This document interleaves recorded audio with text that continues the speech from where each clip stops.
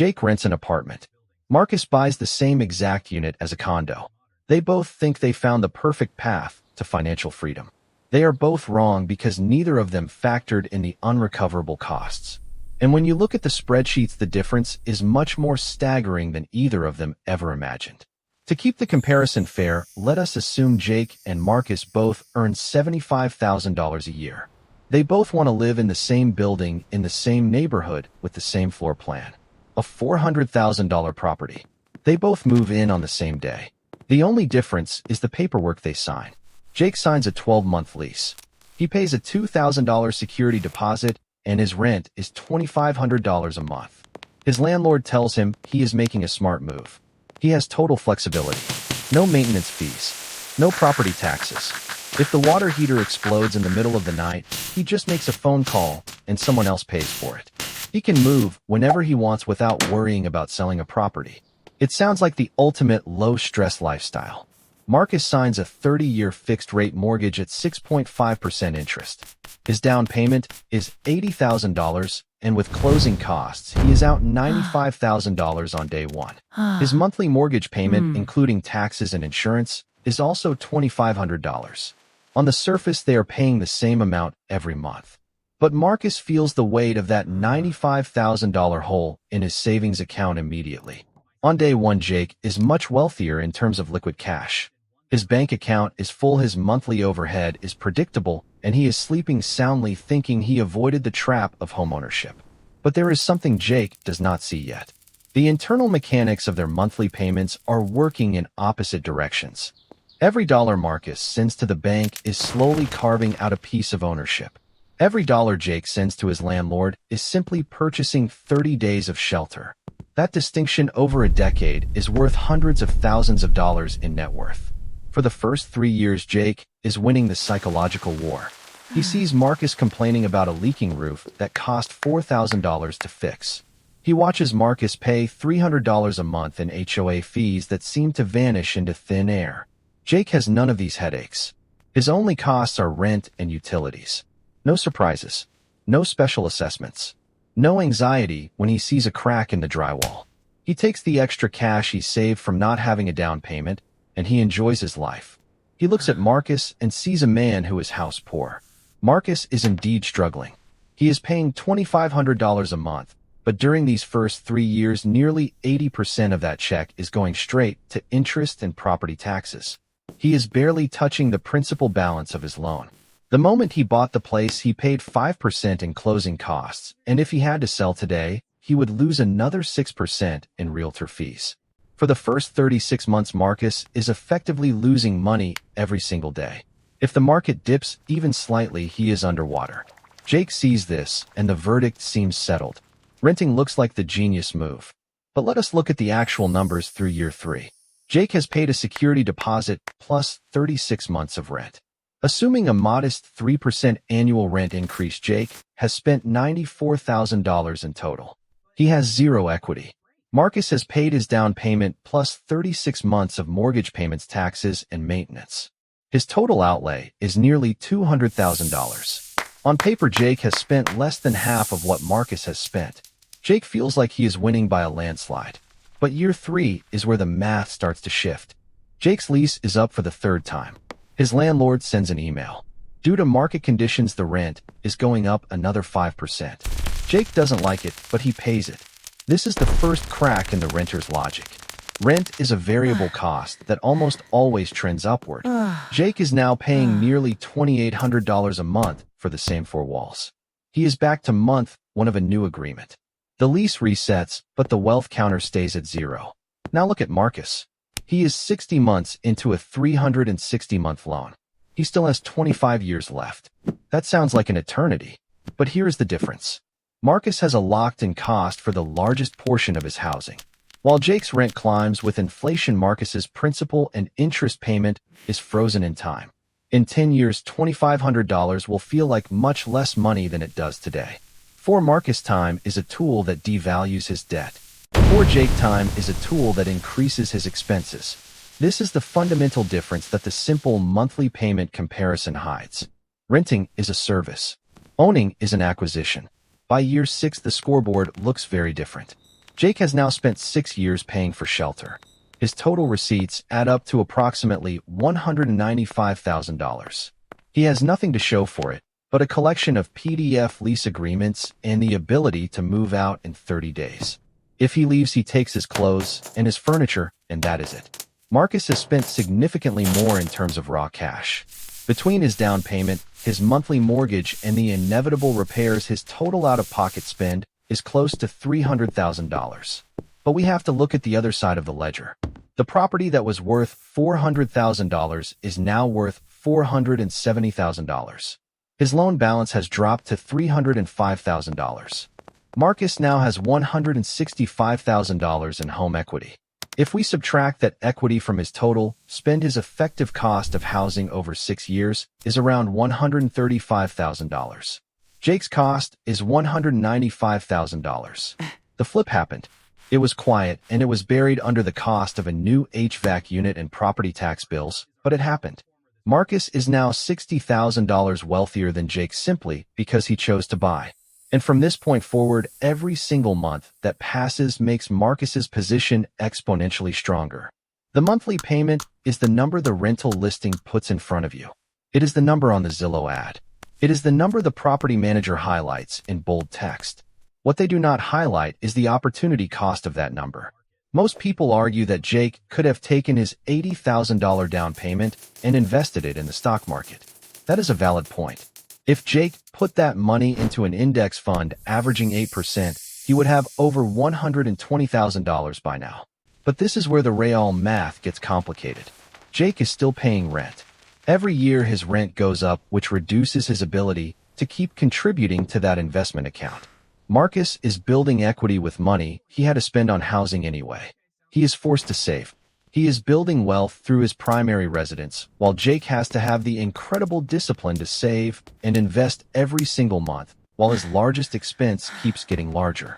And we cannot forget the hidden friction of renting. Moving is not free. Every time Jake's landlord decides to sell the unit or raise the rent beyond what Jake can afford, Jake has to spend $3,000 on movers, security deposits, and cleaning fees. Over a decade, these transition costs add up to a significant hidden tax on the renter. Marcus has none of these costs. He is anchored. He is stable. However, buying is not a guaranteed win. There are massive costs that proponents of homeownership love to ignore. When the dishwasher leaks and ruins the hardwood floors, Marcus cannot call a landlord. He has to call a contractor and write a check. Property taxes are not static. In many states, a rise in home value means a rise in taxes. Marcus might find that his $2,500 payment has crept up to $2,800 anyway, not because of profit for a landlord, but because of the cost of the system. Maintenance is the ghost in the machine of homeownership. The rule of thumb is to set aside 1% of the home's value every year for repairs. On a $400,000 home, that is $4,000 a year or $330 every single month. That is money that is effectively gone. It does not build equity. It just keeps the asset from depreciating. If you do not spend it, the house falls apart and the value drops.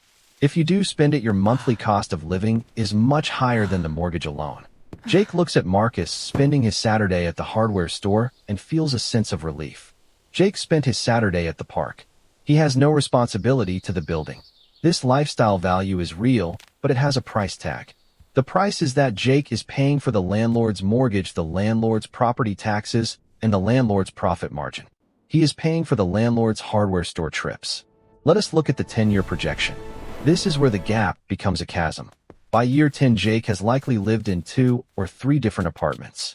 His rent, which started at $2,500, is now well over $3,200. His total 10-year spend on rent alone is over $330,000. He still has no asset. He is still subject to the whims of the market. Marcus has paid $300,000 in monthly mortgage checks. Add in the $95,000 from day one and another $40,000 in repairs and upgrades over a decade. His total cash out the door is $435,000. But the property that was once worth $400,000 is now worth $560,000. When Marcus subtracts his remaining loan balance of roughly $330,000, he is left with $230,000 in home equity. His effective cost for 10 years of shelter was $205,000. Jake spent $330,000. That is a $125,000 difference in net worth. This is the quiet wealth generator that people call the American dream. It is not a sudden windfall. It is a slow grind of principal paydown and inflation. But we have to be intellectually honest about Jake's potential. If Jake actually took that $80,000 he did not spend on a down payment and put it into a low-cost index fund 10 years ago, he would be sitting on roughly $175,000 today, assuming an 8% return. If you add that to his net worth, the gap between him and Marcus narrows significantly. This is the argument that every financial influencer uses to tell you that renting is better. They say that the stock market grows faster than real estate, and mathematically they are often right. But there is a human element that the math often ignores. This is called the forced savings effect. Marcus had to pay his mortgage or he would lose his home. Every month a portion of that payment was going into a hidden savings account called equity. He did not need discipline to do it. The bank enforced the discipline for him. Jake, on the other hand, needed to be perfect for 120 consecutive months. He needed to never skip a contribution. He needed to never withdraw that money for a vacation or a medical emergency or a new car. Most people simply do not have that level of financial stoicism. For the average person, the home is the only significant asset they will ever own, specifically because it is the only one they are forced to pay for. I would be lying if I said buying is always the superior choice. There are specific scenarios where the math flips back to Jake's favor. If you are in a career that requires you to move every 2 or 3 years, buying a home is a financial suicide mission. The transaction costs of selling a property are so high that you typically need at least 5 to 7 years of natural appreciation just to break even on the realtor fees and closing costs. If you buy a house and sell it in 24 months, you are almost guaranteed to lose tens of thousands of dollars regardless of how well the market is doing. In that case, Jake's rental flexibility is not just a lifestyle choice, it is a massive financial asset. And then there is the issue of the money pit. If Marcus bought a house with structural issues or a failing foundation, his entire logical framework would collapse. A $50,000 repair bill that does not increase the market value of the home is a pure loss.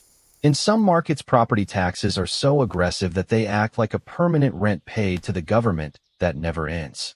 In parts of Texas or Illinois, you might pay $12,000 a year in taxes. Over 30 years, that is $360,000 that buys you zero equity. In those high-tax jurisdictions, the gap between renting and buying shrinks until it practically disappears. The real math of the mortgage is also something people tend to gloss over. When you look at a 6.5% interest rate, it sounds manageable. But when you look at the total interest paid over 30 years on a $320,000 loan, it is staggering. You are paying back nearly $450,000 in interest alone. You are effectively buying the house once for yourself and once for the bank. Jake avoids this interest trap entirely. While he is paying for the landlord's interest, he is not legally tethered to it for 3 decades. He can walk away from a bad market or a declining neighborhood in 30 days. Marcus is anchored to his decision for better or for worse. The difference over a decade is somewhere between $100,000 and $200,000, depending on the specific tax laws, your maintenance luck, and how well the stock market performed for Jake. And that is just one house. Most people will repeat this housing decision 3 or 4 times over their adult life. Multiply that gap by 4, and you are looking at a 7-figure difference in lifetime wealth between someone who habitually rents and someone who buys and holds. Jake and Marcus both walked away from their move-in day feeling like they had outsmarted the other. Jake thought he was the master of flexibility and liquid wealth. Marcus thought he was the king of stability and equity. The truth is that neither of them actually sat down to run the numbers past the first month. They made a $500,000 decision based on a monthly payment and a gut feeling. The real trap isn't renting, and it isn't buying. The real trap is the failure to distinguish between a lifestyle choice and a financial investment. If you buy a home because you want to paint the walls whatever color you like and have a backyard for your dog, that is a lifestyle choice. It is a perfectly valid one, but you should not confuse it with a high-performing investment. If you rent because you want to be able to move to a new city for a better job in 6 months, that is a strategic lifestyle choice. But if you tell yourself you are saving money while your rent climbs 5% every year, you are lying to yourself. The math does not care about your feelings. It does not care about the pride of homeownership or the freedom of the nomad lifestyle. It only cares about the net result after 10, 20, and 30 years. For the average person in an average market, buying and holding a home for a decade or more is the most reliable way to build a middle-class net worth. It is the only way to shield yourself from the inevitable rise of inflation in the housing market. But it comes at the cost of your mobility and your liquidity.